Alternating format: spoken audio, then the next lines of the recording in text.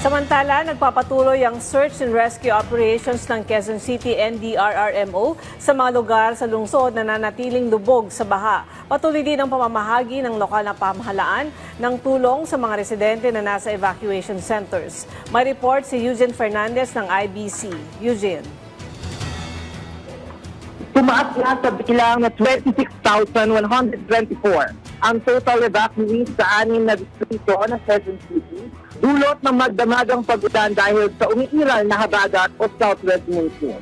Ayon sa QC NDRRMO, tuloy-tuloy ang search and rescue operations na isinasagawa para sa mga lugar sa Quezon City na nanatiling lubog sa baha. Kabilang na rito ang laging ng daanan sa lungsod na sinalagaan ng QC NDRRMO na not possible dahil sa need to waste flooding. Ilan sa mga lugar na sinagabewang na pagbaha ay ang Barangay Santo Domingo, Doña Imelda, at kung saan di na maaaring madaanan ng light vehicle as of 5 a.m. Susunod namang susuyurin ng search and rescue team ang 4 pang lugar sa susunod na oras gaya ng Santa Monica, Fairview, Rojas at Catuna Village.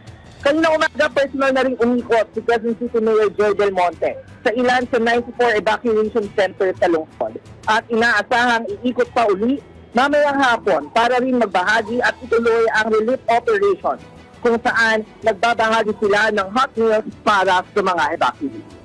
Mula rito sa Quezon City, para sa Integrated State Media, Eugene Fernandez ng IBC. Maraming salamat sa iyo, Eugene Fernandez ng IBC.